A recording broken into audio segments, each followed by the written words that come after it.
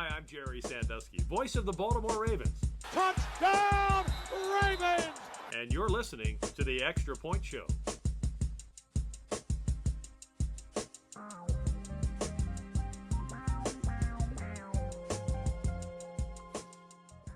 Welcome into the Extra Point Show, everybody. I'm Vasilios. Thank you so much for being here today. I hope you guys are ready to preview this Browns-Ravens matchup that we got coming up week 2. Daniel Oyefusi of ESPN is joining us to give a little insight on the Browns side of things. But before we get to that, we have to address the elephant in the room. There's a little something that happened on Sunday Night Football that we might have to catch up on. Jerry Sandusky and Rod Woodson were on the radio call. Let's check it. Josh Allen takes the snap, deep drop, looking for the end zone, drifting to the right, throws to the end zone, tipped and caught on the deflection as Buffalo gets the tipped ball touchdown for Keon Coleman, and the Bills aren't done yet. High formation, gives to Henry, left side, nothing there, he fumbles the ball! A loose ball at the 30-yard line. The officials converge on the pile, and the Bills have recovered. Allen under center, 3rd and goal from an inch away. He leaps and breaks the goal line. Touchdown, Buffalo. Well, they got to go for 2. Jordan Stout will punt. Brandon Codrington awaits. Stout hits a wobbler. Bounces at the 20. And will go out of bounds. We'll see where they mark it. Now the Ravens bring a blitz. Josh Allen's pass complete to Keon Coleman at the 15. Tripped up and taken down at the 10. A touchdown-saving tackle by Jair Alexander, but Buffalo is in scoring range. You bring a blitz, you have to be inside as a corner. Clock is down to 5. The Bills are going to exhaust the clock, and here's the kick from 32. Matt Prater's kick is up. It is good. And on the final play of the game, the Buffalo Bills have defeated the Ravens 41-40. Following a gut-wrenching fourth-quarter collapse by the Ravens. Joining me now to discuss the Browns and Ravens upcoming Week 2 matchup, Daniel Oyefusi of ESPN.com. How you doing, brother? You living big time over at ESPN now, huh? Not big time at all, but it's definitely good to see you, man. It's been a while. Likewise, man. And so I have to ask, because we just listened to Jerry and Rod Woodson on the radio call. Did you catch any of the Sunday Night Football game between the Ravens and the Bills? I caught every second of it, and it was funny when Derrick Henry rushed for that second touchdown, I think to make it like 40-25. I was like, oh, this is game over. There may have been like maybe 10 minutes left or something like that in the fourth quarter. I'm like, oh, this is game over. Maybe I'm like too far removed from the Ravens beat and too far removed from like living in Baltimore, because obviously we saw what happened over the last 10 minutes, and that was what we've seen a lot over the past couple of years. Right. Yeah, that was definitely like brought back some memories of the Miami game and the Dolphins game in Baltimore a couple of years back and stuff like that for sure. Yeah, I mean, I can't get over how awfully that ended in just a uncharacteristic Derrick Henry fumble and just the lax defense seeming to be played. But we'll move on from there before I go too much into a tangent on what I think happened. If you want, you could read more of that because I posted it like 3 times on my Twitter. But anyway, speaking of Derrick Henry, I saw just a couple of hours ago, you and Jamison Hensley collaborated on an article on ESPN.com. Grant Delpit said Derrick Henry is easy to tackle. What say you, Daniel Oyefusi? I mean, I'll say this. The Browns, they're 0-1.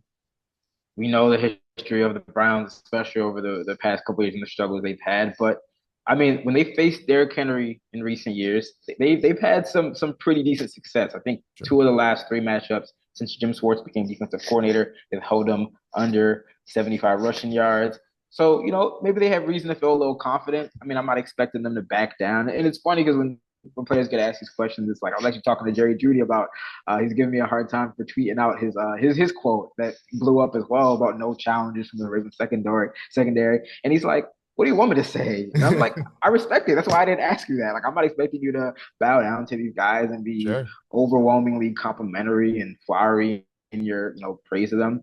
So yeah, Grant Delpit is one of those guys on defense who, regardless of how the team's record may be, he's gonna have a lot of confidence. He's gonna feel really good. He's always good for one little soundbite or quote, one liner. He had one last week where he said the Bengals' offensive line is going to be in for a tough day. So that was just the one liner for this week. And so, look, the other big storyline, right? Joe Flacco coming back to town as the starting quarterback for the Browns. Have you picked Joe's brain about that at all? What are his thoughts? I think I saw something that said he's just saying it's just another game, but I feel like there's a little more to it than that. Yeah, so I actually spoke to him a couple weeks ago for a story that's actually going to come out Friday morning. Jake Trotter, who I took over for in Cleveland, had been working on a story, kind of these vignettes and anecdotes of Joe Flacco and how he became Joe Cool in Baltimore, and like talking to former teammates and coaches about his time with the Ravens. Jameson as well helped me out with that story. And I kind of tied it together. It was kind of a cool kind of project to bring back to life, especially with me being a former Ravens beat writer and being from Baltimore and really growing up, really coming of age during that Joe Flacco era. So I spoke to him a little bit for that story, and he was like, "Yeah, like it's gonna be really cool."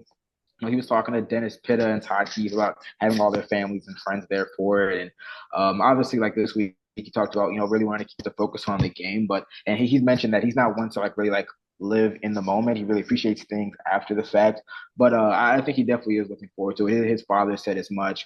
And me personally, I hope that he does maybe, pregame or I don't know if they're going to have like a video montage from during the game, but maybe if like for a quick second, he kind of soaks in what I think is going to be a really great, reception from that fan base. I think that'd be really cool for everything that he's done for this organization. I hope so too, man. It's like I think about it. Joe Flacco was drafted to the Baltimore Ravens when I was in fifth grade, and I think you and I I are told kind him of that. yeah. I told him Joe that. I was like, when we finished the interview, I was like, I don't want to date you, man. But I was in fifth grade. Ravens drafted you.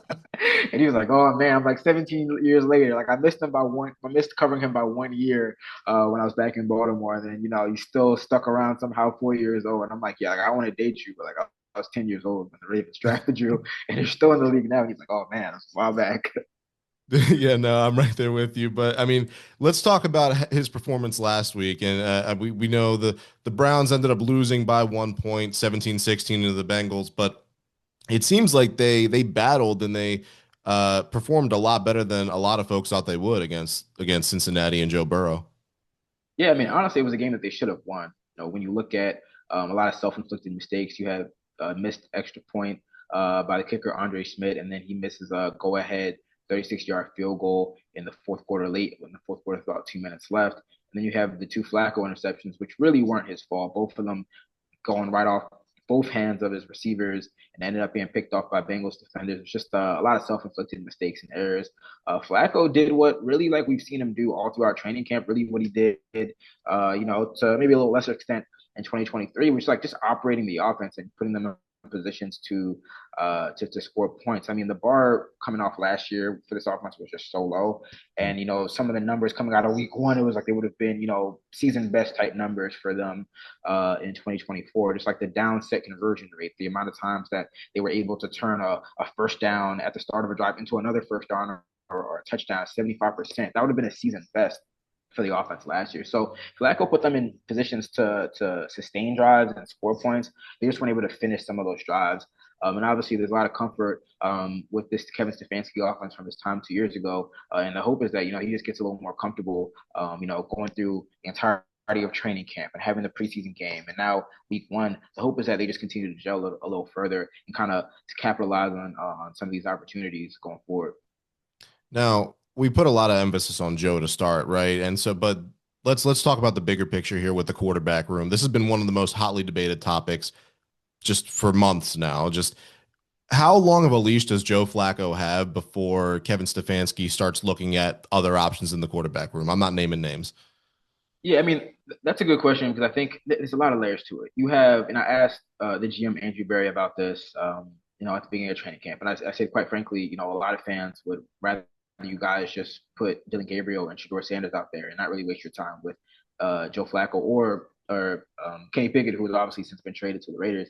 And Barry said that, it's kind of that tug of war, that push and pull of, the present and the future, where, like right now, Joe is your president. He probably gives you the best chance to win right now. But as the owner said, like it is very, very important to see these rookies on the field in legitimate game action for 2026 when they have a pair of first round picks. This opening stretch, 6 game stretch, is very, very tough. All 6 teams, I believe, had winning records. 5 of them made the playoffs outside of the Bengals. So I don't think that it's really a spot that you want to throw a rookie in there. Now they do think that Dylan Gabriel is pretty ready to play. I mean, they gave him first team reps throughout training camp. They felt comfortable enough to trade Kenny Pickett and make him the backup. But like so much of quarterback success isn't just the quarterback; it's everything around him. So again, you look at week 1 where Joe throws 2 interceptions, but it's not really his fault. He did just about everything he can to put them in position to win that game. I think that he will have a fairly decent leash, but I think that like if the losses do start to pile up, yeah, there is going to be some talks with the head coach, the GM, the owner, like, hey, like it's time to see what we got in these young guys and maybe start looking ahead to 2026 in a way. Now, speaking of leashes, let's talk about the head coaches for a second because we know Kevin Stefanski has had some level of success with the Browns. He's pulled them from the depths of mediocrity and at least got them to be somewhat respectable again. Am I wrong? No, I mean, 2-time coach of the year, 2 11-win seasons, postseason appearances. That's completely right. Thank you for padding those stats for me there. No, so we look at John Harbaugh as well on the Ravens side of things. Both guys are, would you say, are coaching for their jobs right now, right? This at least in my circle right now here in Baltimore, right? There are more people than ever talking about John Harbaugh needs to get to the Super Bowl to be able to keep his job. I feel like these two coaches are on opposite sides of the spectrum right now, where one is having so much success but can't get over the hump, and so people think they might need to have a change. Meanwhile, Stefanski is trying to make things work to get that sustained success in order to keep his job. Do you see where I'm going with this? Yeah, I mean, there are interesting kind of parallels and similarities where, I mean, both of these head coaches have also gotten kind of voices of approval and support from their owners. Like Harbaugh is coming off an extension just this offseason, I believe. Kevin Stefanski got one June 2024 alongside GM Andrew Berry, so they're kind of tied at the hip. But yeah, it's an interesting case because I would just speak for the Browns situation because that's the one that I know more in depth.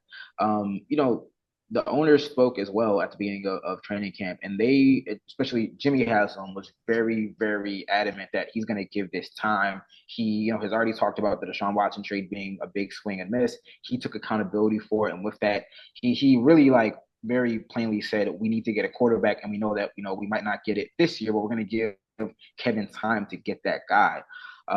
So I think that for the Browns, they're in a spot where that maybe they're not really contending this year, and like they've acknowledged it as much. Like Andrew Berry called it a pivot season in a way, with getting some young guys in. The owner said that if it takes like a year or 2 or 3, we're gonna give them some time to do that.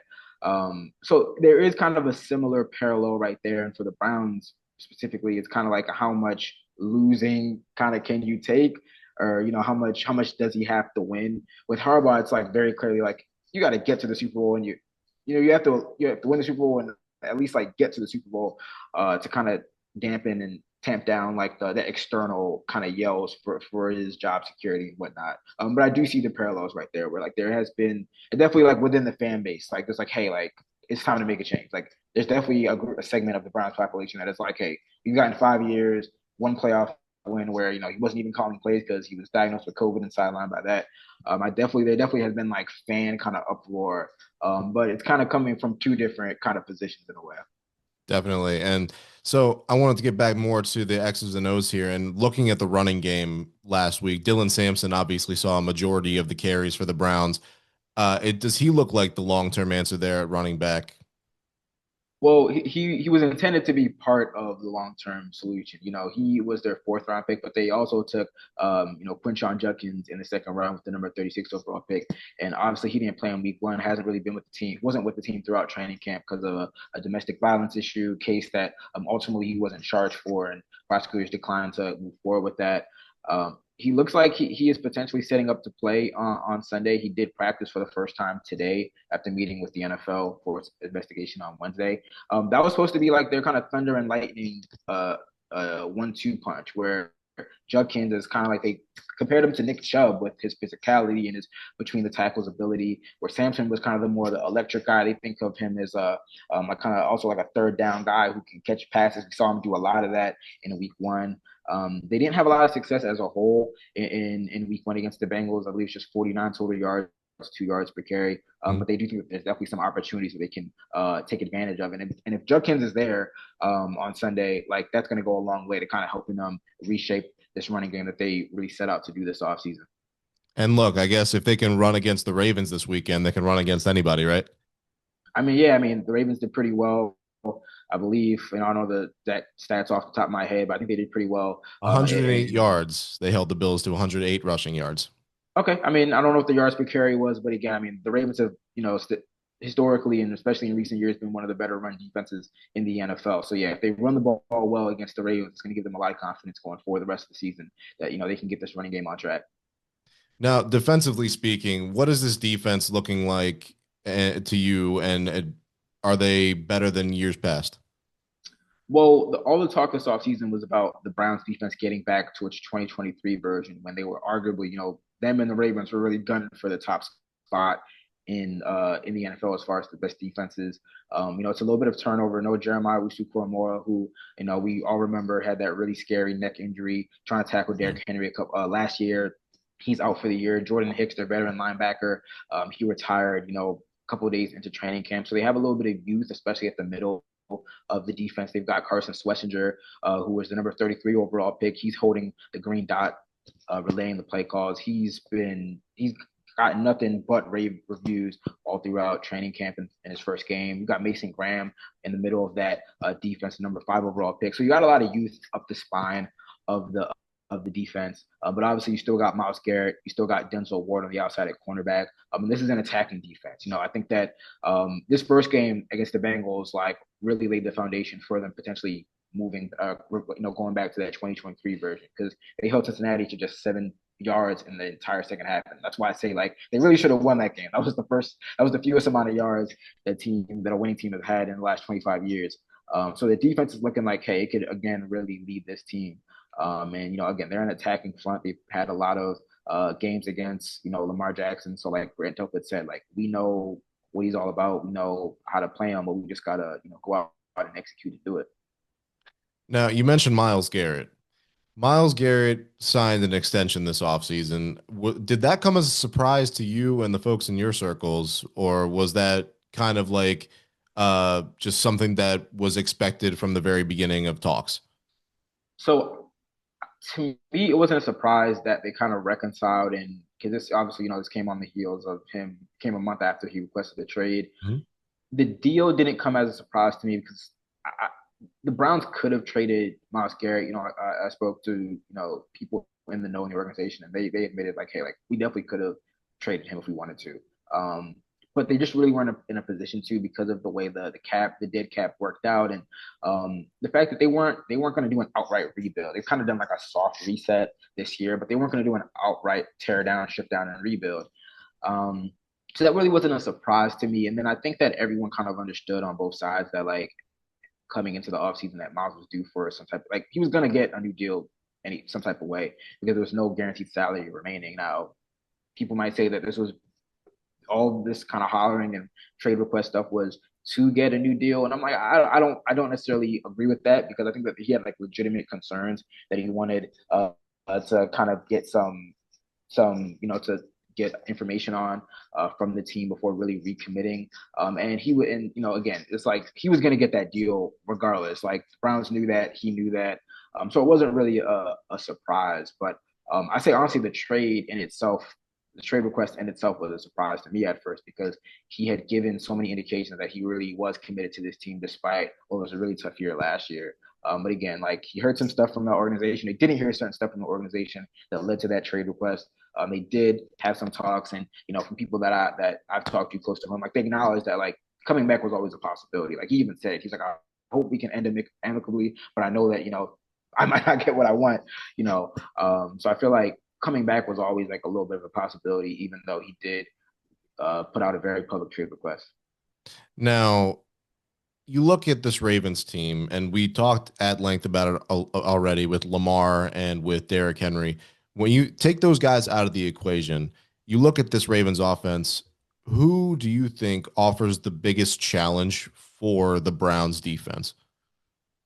I mean, that's a good question. I mean, I'll point to two guys that Grant Delpit really mentioned. We're talking about all the inflammatory stuff he said, but he was also very he's also very he also did give a lot of praise to the way that the Ravens have surrounded Lamar with a lot of talent. He specifically mentioned Zay Flowers and Mark Andrews. The way that Mark Andrews can kind of find those soft spots in the zones. He's been a big red zone target for him. Obviously, we've seen the emergence of Zay Flowers the past couple of years. Week one, having 143 receiving yards. So I think that both of those guys, they talk about, they got to stop the run because the run sets up the pass. But Lamar has shown that, like, when the run game maybe isn't there, he can really like put on the cape with his arm and be effective throwing the ball downfield. I think those are definitely his two top targets right now that the Browns are gonna have to watch out for. I think Grant Delpit is gonna be matched up with Mark Andrews a lot. We're gonna see a lot of Denzel Ward on Zay Flowers, and obviously they move Zay around a lot, but I think we're gonna see that matchup a lot. So those are definitely two guys who on the Brown side, I know that they're definitely game planning for to try to shut down that limit. All right, now to the other side of the ball. Defensively speaking, I mean, we have Kyle Hamilton. We know what he's capable of. We know what Marlon Humphrey's capable of. Who else do you think offers a challenge for Joe Flacco and the Browns offense on the Ravens defensive side of the ball? Well, I think that for me, I'm definitely looking at the matchup in the trenches. Like, this is a very veteran offensive line for the Browns, but we spoke to Joe Batonio, their left guard, today. And he talked about how, like, they do have a lot of different guys on there that can rush the passer and present some challenges, especially when Zach Orr and the Ravens defense kind of gets in their bag and presents some different pressure packages. So I'm looking at, whether that's, Owe, whether it's Kyle Van Noy or Mike Green going up against their left tackle, DeJuan Jones, who's really been a right tackle for most of his career, but he's been transitioning over to left tackle this season.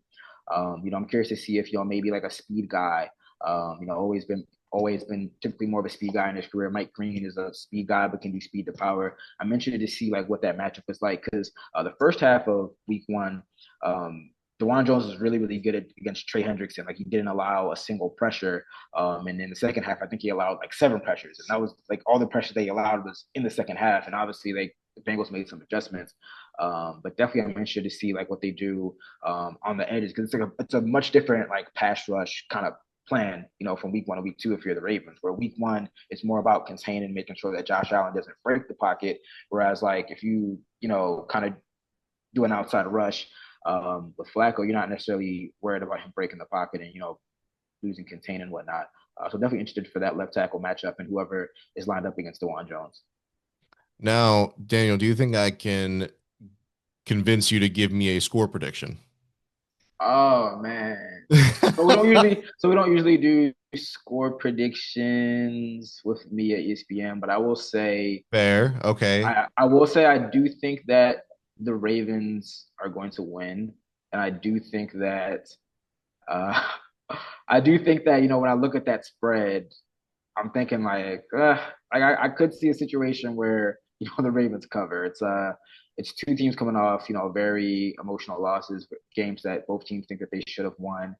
But I just think that and the Browns have played the Ravens tough in years past, but I think that it's a completely different matchup defensively, offensively. Ravens going to be at home opener. We got the whole 30th anniversary celebration and kind of the controversy around that, doing it against Cleveland.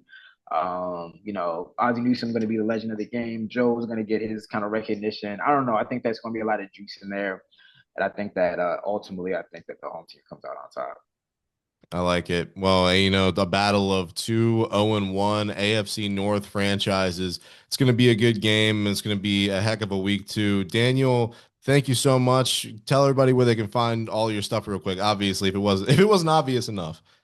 Yeah. I mean, obviously, you can find my work at ESPN on ESPN.com. You can follow me everywhere on social media at Daniel Oyefusi, Oyefusi.